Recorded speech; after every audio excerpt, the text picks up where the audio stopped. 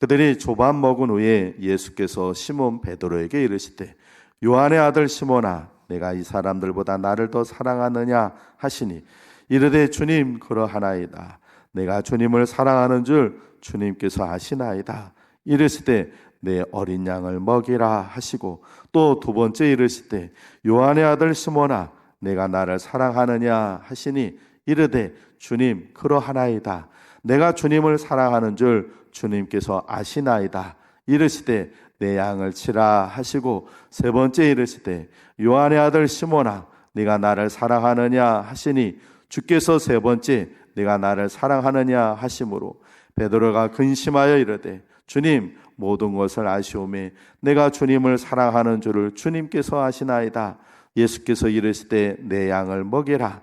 내가 진실로 진실로 내게 이르노니 내가 젊어서는 스스로 띠띠고 원하는 곳으로 다녔거니와 늙어서는 내 팔을 벌리리니 남이 내게 띠띠고 원하지 아니하는 곳으로 데려가리라. 이 말씀을 하심은 베드로가 어떠한 죽음으로 하나님께 영광을 돌릴 것을 가리키심이라라. 이 말씀을 하시고 베드로에게 이르시되 나를 따르라 하시니. 아멘.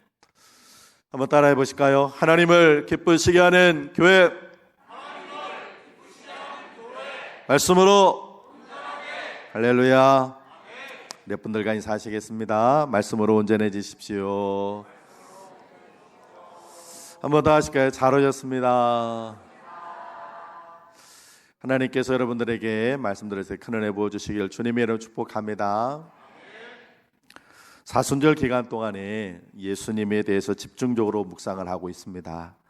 그렇게 하는 이유는 우리가 하나님을 좀 더 잘 믿는 그런 사람이 되기 위해서 그렇게 하는 것입니다. 여러분은 하나님을 잘 믿고 계십니까? 하나님을 잘 믿고 있다, 또 그렇지 않다, 어떻게 알 수 있을까요? 어떻게 알까요? 내가 하나님을 잘 믿고 있는지, 그리고 하나님을 그렇게 못하고 있는지 다른 사람은 몰라도 내가 알 수 있어요. 가장 정확한 방법은 두 가지인데, 내가 하나님을 잘 믿고 있는지 안 믿고 있는지를 여러분들 스스로 평가할 수 있는 방법, 첫 번째는 하나님의 말씀과 내 삶을 비교해 보는 겁니다. 내가 내 삶 속에서 얼마큼 하나님의 말씀을 순종하고 살고 있는가. 그러니까 하나님의 말씀과 내 삶을, 내가 살아오는 거를 이렇게 비교해 보는 거예요. 비교해 봤는데 말씀과 내 삶이 이렇게 겹쳐지는 분이 많은 것 같아요. 나는 그래도 하나님 말씀이 좀 이만큼은 비슷해지는 것 같다. 그러면 잘 믿는 거예요. 하나님 말씀하고 내 삶이 많이 겹쳐지면 겹쳐질수록 나는 잘 믿는 사람이 되는 거예요. 그런데 하나님의 말씀은 분명히 이렇게 됐는데 내 삶이 지금 이만큼 돼서 그 하나님의 말씀과 내가 삶이 거리가 있다, 괴리감이 좀 크다 하면 나는 아직 잘 못 믿는 것입니다. 교회를 오랫동안 다녔어도 성경에 대한 지식을 많이 알아서 뭐 성경 어디에 뭐가 어디 있고 뭐 그냥 줄줄줄 외워도 의미 없어요. 성경은 교회를 오래 다니면 그냥 오래 다닌 사람이에요. 성경 지식을 많이 알면 많이 지식을 아는 사람, 성경을 많이 아는 사람이, 그의 삶이 말씀하고 집합되는, 공집합이 되는 부분들이 적다면 그는 아직 부족한 사람인 것입니다. 또 한 가지는 예수님을 얼마나 닮아가고 있는가, 닮았는가 하는 것입니다. 그 사람의 말, 그 사람의 행동, 심지어는 그 사람의 얼굴에서조차도 예수님의 모습이 보이고 그리스도의 향기가 나타나고 있는가. 사도 바울은 너희는 그리스도의 편지요 그리스도의 향기라 그랬습니다. 예수님께서도 너희가 세상에 나가서 불을 등경 위에 두지 밑에 두지 않는다, 말 아래 두지 않는다 했어요. 우리의 빛이 쫙 비치도록 우리의 모습이 그리스도를 닮아가고 예수님 비슷하게 모습이 좀 흔적이 보여져 있을 때, 근데 그렇지 않다, 내 말하는 것과 행동하는 것, 내 얼굴 표정과 모든 삶 속에서 그리스도의 냄새가 나지 않는다, 향기가 나지 않는다, 또 그리스도를 모습이 보이지 않는다, 그러면 나는 아직 부족한 것입니다. 그 삶 속에서 세상적인 욕망과 탐욕만이 보이고 세상에 제약된 냄새만 난다고 한다면 그분이 장로님이라도 권사님이라도 아니 목사라 할지라도 그분은 잘 믿는 사람은 아닙니다. 작자를 알 수 없는 글을 있어서 제가 한번 소개해 볼게요. 내 기도하는 그 시간 그때가 가장 즐겁다. 이렇게 찬송하는데 정말 즐거우십니까? 기도는 아주 잠깐 겨우 몇 분 하면서 아니 그것도 안 하면서 그렇게 찬송만 합니다. 믿는 사람들은 군명 같으니 그렇게 찬송하면서도 사정하고 강건하고 불러내야만 겨우 하나님 일에 봉사합니다. 만입이 내게 있으면 그 입 다 가지고 내 구주 주신 은총을 늘 찬송하겠네. 이렇게 찬송하지만 단 하나밖에 없는 그 입 가지고도 주님께 감사보다는 불평과 원망을 쏟아놓고 있습니다. 빈들의 마른 풀같이 시들은 나의 영혼 봄비로 내리는 성령에게도 주옵소서. 그렇게 찬송하지만 비가 오면 교회에 오지 않습니다. 사랑하는 주님 앞에 형제 자매 한 자리에 이렇게 찬송하지만 아주 사소한 일로 상처받고 미워하고 귀한 믿음의 형제와 관계를 끊어버리기도 합니다. 누가 글을 썼는지 참 우리의 신앙 모습을 정말로 아주 전곡을 찌르듯이 탁 했어요. 그렇습니다. 이것이 우리의 모습이에요. 만입이 아니라 입 하나 가지고도 불평하고 형제자매 한 자리에 모여 막 그러면서도 별것도 아닌 것 같고 미워하고 시기하고 질투하고 성령의 담비를 내려달라고 얘기하면서 조금만 비만 오면 오지도 않고 십자가 군병이라고 막 그러면서도 교회를 하려고 그러면 사정하고 막 그래야 마지못해 하고 이게 우리의 모습이에요. 우리의 모습에서는 정말 주님의 모습을 찾아보기 어렵습니다. 그만큼 우리는 예수님을 잘 못 믿고 있는 것이 현실입니다. 그래서 이 사순절에 우리가 예수님을 더 깊이 알고 주님을 따라가고 주님 닮기를 심써야 할 줄로 믿습니다. 그것이 바로 잘 믿는 것입니다. 오늘은 그 5번째입니다. 오늘 말씀에서 여러분들은 주님을 더 배우고 닮아가시길 바랍니다. 오늘 우리가 주님을 배워야 할 모습은 어떤 것이냐면 주님의 멋진 모습이에요. 외모가 멋진 그것이 아니라 주님의 그 삶에 생활하는 그 모습이 너무 멋져요. 오늘 말씀에서 주님은 베드로를 용서하시고 베드로의 트라우마를 극복시켜 주시고 베드로에게 배려해 주시고 베드로를 다시 한번 사랑으로 품어주시고 베드로가 다시 사역의 길을 가도록 길을 열어주십니다.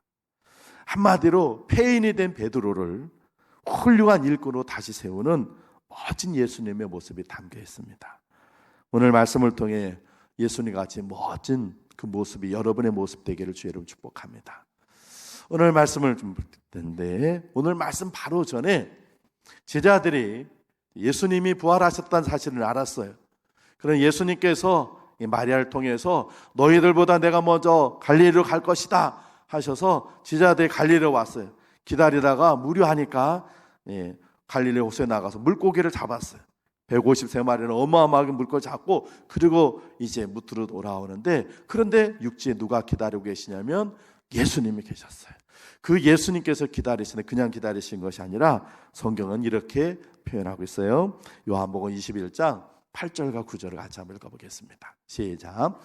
다른 제자들은 육지에서 거리가 불과 한 50칸쯤 되므로 작은 배를 타고 물고기 든 그물을 끌고 와서 육지에 올라 보니 숯불이 있는데 그 위에 생선이 놓였고 떡도 있더라. 아멘. 베드로와 예수님의 제자들이 무트로 올라오기 전에 예수님께서 뭘 하셨냐면 숯불을 펴놓고 계셨어요. 그 위에다 생선도 떡도, 떡은 빵입니다. 브레드에 빵을 걸으셨어요. 그런데요, 이 숯불이 베드로에겐 트라우마예요. 이 트라우마라는 말은요, 그리스어인데 상처라고 하는 말이에요. 어떤 큰 충격이나 고통을 겪고 난 다음에 생기는 정신적인 상처예요. 이 숯불이 왜 베드로에게 트라우마냐? 왜 정신적인 상처인가? 우리 누가복음을 한번 보도록 하겠습니다. 누가복음 22장 앞에 54절부터 57절까지 같이 한번 읽어보죠. 시작. 예수를 잡아 끌고 대제사장의 집으로 들어갈새 베드로가 멀찍이 따라가니라. 사람들이 불 가운데 불을 피우고 함께 앉았는지라. 베드로도 그 가운데 앉았더니 한 여종이 베드로의 불빛을 향하여 앉은 것을 보고 주목하여 이르되 이 사람도 그와 함께 있었느니라 하니 베드로가 부인하여 이르되 이 여자여 내가 그를 알지 못하노라 하더라. 아멘. 제가 몇 년 전에 우리 권사님 댁을 신방을 갔다가요, 나오다가 1층에서 2층으로 올라가는 이렇게 계단이 시멘트로 이렇게 계단이 있는데 거기에 제가 부딪힌 적이 있었어요. 나무하고 또 이런 거하고 이렇게 부딪히면 뻑 소리가 나잖아요. 시멘트하고 부딪히면 뭔 소리가 나는지 아세요?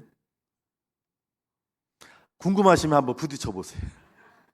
아무 소리도 안 나요. 아무 소리도 안 나요. 예. 이건 플라스틱이니까 이런 소리가 나는데 시멘트하고 돌하고 이 정도 소리밖에 안 나요. 그런데요, 무지하게 아파요. 이렇게 계단에 있는데 모르고, 제가 큰 키가 아니잖아요. 옆으로 이렇게 왔어야 되는데 빨리 다음 집으로 가려고 막 해놓고는 막 고개 좀 숙여다가 뭐가 부딪히면요 별이 안 보여요. 순간적으로 암흑이 와요. 얼마나 아픈지요. 눈물이 나는 건커녕 와. 그런데 같이 간 부목사님들도 계시니까 창피해가지고 막 이럴 수도 없고, 그래가 차를 타고 오는데 얼마나 아프던지요. 근데 그 다음부터 그 권사님네 신방하고 나올 때면요 그 계단이 트라우마. 어제도 권사님 퇴원하셔서 이렇게 계셔서 기도해드리고 나오네. 나도 모르게 그냥 그거 또 이게 트라우마예요. 움찔움찔 되는 거야. 예수님께서 십자가에 달려 돌아가실 때가 3월 말에서 4월 초예요. 부활절이 보통 4월, 올해는 3월 마지막 주인데 4월 중순쯤 되거든요. 그러니까 우리나라도 그렇지만 이스라엘도 3월 말에서 4월 달은요 아침 저녁으로는 추워요. 그러니까 사람들이 뭘 하려고 그러면 불을 피워놔요. 베드로가 예수님 붙잡혔을 때 그 가야바 법정에서 사람들이 불을 피워놨는데 그게 숯불이에요. 헬라어로 안트라키아라고 하는 단어예요. 그리고 지금 예수님께서 제자들을 위해서 육지에서 생선을 구매해서 피운 것도 숯불, 똑같은 안트라키아. 가야바 그 뜰에서 피웠던 것은 모닥불이고 예수님께서 제자들을 위해서 생선을 굽게 한 건 숯불이고, 아니 다른 불이 아니라 똑같은 불이에요. 안트라키아라고 하는 똑같은 단어예요. 숯불이에요. 근데 이 숯불은 베드로에게는 트라우마예요. 왜냐하면 그 숯불 앞에서 베드로가 뭘 했어요? 예수님을 3번이나 부인했어요. 며칠 전까지만 해도 그 숯불 앞에서 베드로는요 주님을 모르다고 3번 부인했는데, 그 3번 부인하기 바로 전에 예수님과 제자들과 마지막 만찬할 때 베드로가 호언장담을 했어요. 예수님, 여기 있는 이 사람들이 주님을 다 버려도요 저는 절대로 주님 버리지 않습니다. 저는요 죽으면 죽었지 예수님 버리지 않습니다. 호언장담했던 베드로. 정말 겟세마네 동산에서 군병들이 예수님을 잡아갈 때 베드로가 어떻게 했어요? 칼을 빼들고서 말고 귀를 잘라면서 주님 못 잡아가도록 막 막았던 그 베드로였어요. 그렇게 했던 베드로가 몇 시간도 지나지 않아서 가야바야 법정 앞에 가서 숯불 앞에서는 주님을 모른다고, 그것도 몇 번이나요? 3번이나 부인했어요. 숯불은 베드로에게는 상처예요. 숯불 앞에서 무너졌어요. 그것도 3번이나 어린아이 그 말에 주님을 부인해버렸어요. 베드로는 평생 숯불을 볼 때마다 그 가야바 집들에서 주님 부인했던 것이 떠오르는 거예요. 그때마다 자기가 얼마나 믿음 없는 사람인지, 스승을 부인한 형편없는 인간인지 자신을 자학하게 되는 거예요. 숯불을 볼 때마다 베드로는 무너지는 거예요. 그런 베드로를 주님께서 아시고 아무도 모르게 베드로의 상처를 치료해 주시기 위해서, 그 상처와 아픔을 다 감싸주시기 위해서, 치료해 주시기 위해서 드러내지 않고 조용하게 은밀하게, 다른 사람들은 몰라요. 오직 예수님과 베드로만 아는 거예요. 그 숯불의 의미가 무엇인지. 그래서 예수님께서 숯불을 쫙 펴놓고 계신, 육지에 막 올라오니까 베드로가 깜짝 놀란 거 아니에요. 예수님이 숯불 앞에 있어요. 자기는 그 숯불 앞에서 서분을 부인했는데 얼마나 멋집니까? 베드로의 그 깊은 아픔과 상처를 어루만져 주시기 위해서 주님께서 숯불을 펴놓고 그 베드로 앞에 주님께서 물어보십니다. 시몬 요한, 아가페스메, 요한의 아들 시몬아, 나를 사랑하느냐? 주님이 지어주신 베드로, 반석이라는 뜻으로 주님 물어보지 않으셨어요. 요한의 아들 시몬아, 처음으로 예수님께 찾아왔을 때 그 베드로의 그 모습으로, 너가 나를 처음 왔을 때, 내가 너를 처음 만났을 때 그때 한번 생각해봐라 베드로야. 그러면서 아가페스메, 너 나 사랑하니? 물어보시는 거예요. 이 한글 성경에는요 잘 안 되는데 헬라어에서는요 보면 알 수 있어요. 헬라어에서 사랑은요 4가지예요. 스톨게, 에로스, 필리아, 아가페. 사랑해라고 하는 이 사랑해라고 하는 의미가 4가지예요. 헬라어에서는. 스톨게는 부모와 자식 간의 혈육의 사랑, 그게 스톨게. 에로스는 이성 간의 육체적인 사랑, 남녀 간의 육체적인 사랑. 필리아는 친구 간의 우정. 아가페 사랑은 하나님 우리 사랑하는 희생적인 사랑을 얘기해요. 필리아 사랑은 인간적인 사랑을 나타낼 때, 아가페 사랑은 하나님의 사랑을 나타낼 때 사용되는데, 예수님께서 베드로에게 아가페스메, 너 나 사랑하니라고 할 때, 너 나를 위해 희생할 수 있니? 너 나 목숨을 주기까지 사랑할 수 있어? 이렇게 물어보는 거예요. 그런데 베드로는 필리아, 저는 주님 인간적인 사랑, 우정적인 사랑밖에 들 게 없습니다. 그러니 주님께서 또 물어봐요. 아가페스메. 그러니까 베드로가 또 필리아 사랑으로 대답해요. 그러자 예수님께서 이제는 필리아로 물어보세요. 너 나 사랑하니? 그때서야 베드로가 또 필리아라고 얘기해요.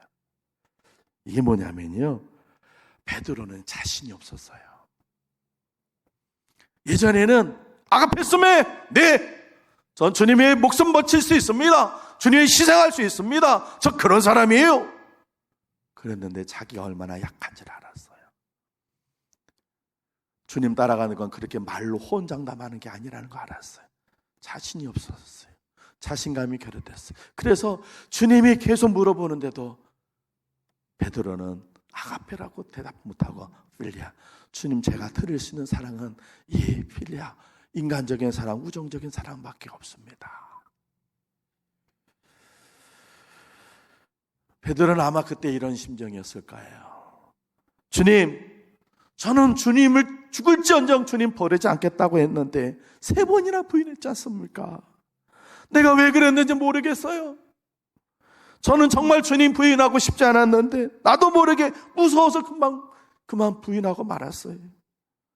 누구보다도 주님을 따르고 누구보다도 주님을 지키고 싶었는데 내가 왜 그랬는지 모르겠어요. 주님 십자가에 못 박힐 때는 아무 일도 못했습니다. 주님, 저는 너무 괴로워요. 내가 어떻게 해야죠? 저는 자신 없어요. 주님은 목숨을 바치겠다고요? 아니요, 저는 이제 그런 자신이 없어요. 그렇게 말했다가 제가 또 주님 부인하면 어떻게 해요? 완전히 자신감이 결여된 그러나 탄식 속에 있는 그 베드로. 그런데 그 주님께서 베드로에게 뭐라고 하십니까? 베드로야, 내 양을 먹여라. 주님의 그 말씀은 베드로를 위로하시고 용서하시는 말씀이에요. 이런 말씀이죠. 괜찮아, 너무 자책하지 마. 내가 너의 마음을 알아. 너의 본심을 알고 있어. 이제부터 잘하면 되지 않겠니? 너 한 번 실수한 건 내가 다 용서해 줄 수 있어. 예루살렘은 아직 나 때문에 고통당하고 힘들어하는 사람들이 있으니 그 사람들을 너가 돌봐라. 내가 너에게 다시 기회를 줄게 하시는 주님의 사랑인 것입니다. 여러분, 사람을 살리는 방법에는요, 비판이나 충고보다 칭찬과 격려가 훨씬 효과적입니다.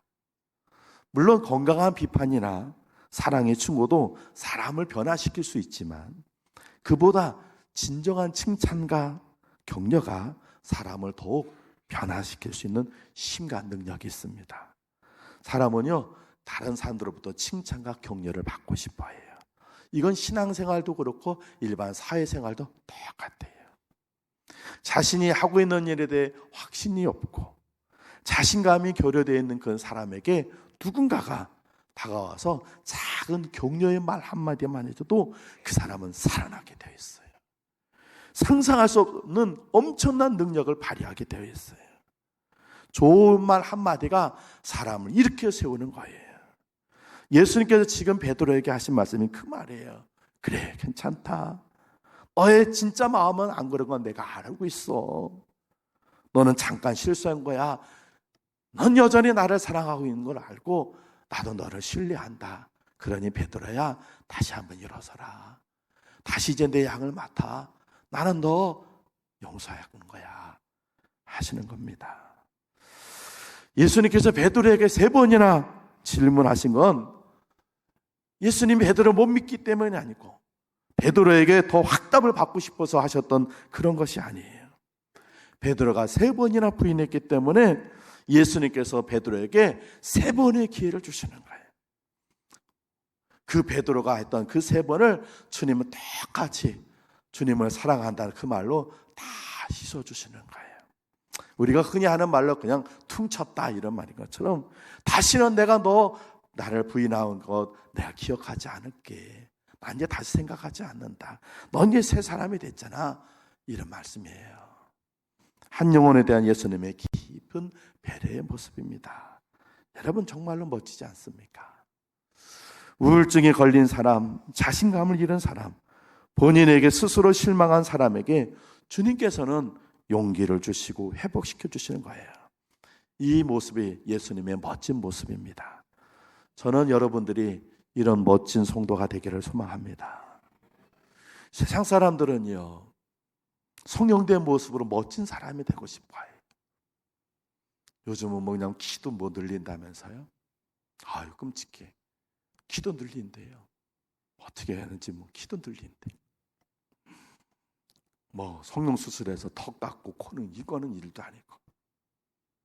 그렇게 외모로 막 키 늘리고 얼굴을 깎아서 그러면 멋진 사람 되는 줄 아는데 아니잖아요. 명품 옷에다가 비싼 액세서리들 우리가 상상할 수 없는 걸로 막 꾸미고 가꿉니다. 그러면 멋진 사람 되는 줄 알고. 그러나요? 아니에요. 자신의 지위와 힘으로 상대방을 굴복시켜 그렇게 높은 지위 사람이 되면, 권력을 가지면 멋진 사람이 되는 줄 알고, 지금도 얼마나 많은 사람들이 그 지위와 권력을 갖기에 몸부림치는지, 그런다고 해서 멋진 사람 되는 건 아닙니다. 예수님처럼 용서할 수 없는 사람을 사랑으로 품어줄 때 그 사람 멋진 사람이 되는 줄로 믿습니다. 베드로같이 시리에 빠져 있어 낙심되어 있는 사람에게 용기를 주고 다시 한번 일어설 수 있도록 이렇게 세워지는 예수님 같은 사람이 진짜 멋진 사람인 줄로 믿습니다. 자신의 부족함과 나약함 때문에 자신감을 잃고 우울해하고 소극적으로 사는 사람에게 그래도 너는 괜찮은 사람이야 라고 격려해주며 힘을 불어넣어주는 사람, 그런 예수님 같은 사람이 진짜 멋진 사람인 줄로 믿습니다. 인생의 어려움 속에 힘들어하는 이에게 다시 출발할 수 있도록 작은 힘을 불어넣어준 사람, 그 사람이 멋진 사람인 것입니다. 저도 지금까지 살아오면서 그런 멋진 사람을 몇 번 만난 적이 있었습니다. 부모님 몰래 교회를 고등학교 때 다니는데, 교회를 가보면 교회에서 이제 공부하고 그럴 때 끼니 때가 되면 잠자는 건 교회 골방도 있었지만 거기 열악했거든요. 그때 저를 챙겨줬던 친구들, 후배들이 있었어요. 잠잘 곳 없을 때 자기 집에 데리고 가서 재워주고, 자기 집에 있는 먹을 거 챙겨다가 했던 그 친구들, 그런 친구들도 있었고요. 군대에서 상급병에게 막 괴롭힘 당할 때 간식을 사주면서 잘 버티라고 해줬던 병장이 계셨어요. 그분은 지금은 저 부천에 있는 성결교회 집사님이 되셨습니다. 젖먹이 딸에게 우유 사줄 형편이 없어서 힘들어할 때 한 박스씩 분유를 사주셨던 집사님이 계셨고, 대학원 학비 때문에 아무것도 못하고 옷도 못 사 입을 때 겨울에 코트와 양복을 사주시면서 힘을 주셨던 집사님이 계셨습니다. 그런 분들이 저에게는 예수님이셨어요. 그분들 때문에 용기를 얻었고 위로를 받았으며 격려가 되어서 다시 일어서서 힘을 낼 수 있었어요.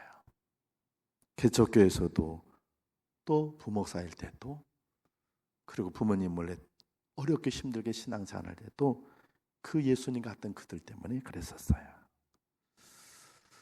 그래서 저도 그런 예수님을 본받기를 원해서 저도 어떻게 조금씩은 하려고 합니다.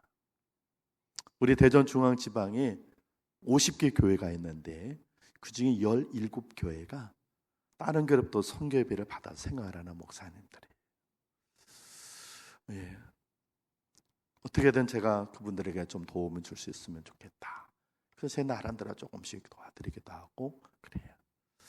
한 번은 한 후배가 이제 더 이상 너무 힘들어서 길을 못하겠다, 그만하겠다 했을 때 제가 아마 그 시간에 얘기했어요. 정말 더 어떻게 좀 주고 싶은데 제가 할 수 있는 형편의 일부를 모아서 그냥 돈을 보내주면서 이거 얼마 안 되는데 이거 갖고 좀 힘내라 격려해줬어요. 다시 마음을 잡고 목회를 하더라고요. 큰 돈 아닌데 그 돈 갖고, 그게 작은 얼마 안 됐지만 그렇게 격려해주는 것 때문에 그래요. 지난주 화요일 날 교역자 원례를 하는데 그 17명째 한 목사님이 저한테 와서 목사님, 그러면서 우리 교회에 한 번 얘기를 해요. 우리 교회 분이 밥솥을 사주셔서 주일마다 그 밥솥을 밥을 잘 해먹고 있다고. 그 말을 듣는데 얼마나 기분이 좋은지. 또 우리 지방의 한 작은 교회가 이렇게 빔 프로젝트가 오래돼서 나갈 때 그분이 그 교회에 돈을 100몇십만 원을 들여서 빔 프로젝트 하나를 사주셨어요. 너무 고마워 막 하시더라고요. 너무 기분이 좋아요. 그래요. 용기를 잃고 힘을 잃었던 사람들에게 용기를 주고 위로를 해준다는 건 얼마나 귀한 일인지 몰라요. 다른 사람을 배려해 준다는 건 정말로 멋진 일입니다. 베트남에 예전에 우리나라 축구 감독 누가 계셨어요? 박항서라는 감독. 그분이 집사님이시잖아요. 베트남에 계실 때도 계속 신앙생활 잘하셨어요. 기도하시는 박항서 목사님 제가 이제도 보여드렸는데, 그분이 베트남 팀을 그 실력을 높이 올린 것보다 더 멋진 이야기가 하나가 있어요. 그 베트남 축구 선수들을 태워가지고는 말레이시아로 이제 시합하러 가는데, 자기네 그 나라에서 시합을 몇 번 하고 말레이시아 가서 원정 경기를 가야 되는데 비행기를 타고 가는데 자기네 그 선수 중에 한 선수가 부상을 당해서 2경기를 계속 못 뛴 친구가 있는데, 감독이니까 비즈니스를 하고 좋은 자리, 넓은 자리, 편안한 자리에 감독은 거기에 놓고, 일반 선수들은 그날은 가난한 나라니까 전부 다 이코노믹 서클이었어요. 박항서 집사님이 그 부상당한 선수에게 찾아와서 너가 저 비즈니스 가라. 이 선수가 처음에는 놀래가지고 어유 감독님한테 저래 아닙니다. 그런데 박항서 집사님이 아니다. 너 아픈 사람이 편하게 가야지. 거기까지만 하는 몇 시간 동안 편하게 좀 쉬어라. 그리고는 그 자리를 감독 자리 비즈니스석을 그 선수에게 주고 이 집사님은 선수의 그 좁은 이코노믹석에 앉아서 갔다. 그게 미담으로 나왔어요. 저는 그분이 그 베트남 축구팀을 뭐 어디 가서 우승시키고 그것보다 제일 멋졌어요. 그게 멋진 모습 아닙니까? 우리 예수님께서 그렇게 멋지게 하셨잖아요. 아무도 모르게 베드로를 용서해 주기 위해서 베드로의 트라우마를 고쳐주시고, 베드로를 용서해 주시고, 베드로를 배려하셔서 3번이나 물어보시면서 너가 예전에 3번 부인했던 거 이제 다 끝이 나다. 나 이제 기억하지 않아. 그리고 내가 너에게 다시 기회를 주셨니 내 양을 먹이라 하면서 베드로에게 용기와 힘과 격려를 주셨던 그 예수님, 그분이 구세주가 아니시라도 그분의 모습이 너무 멋지지 않습니까? 오늘 저와 여러분들이 이 모습을 좀 본받았으면 좋겠습니다.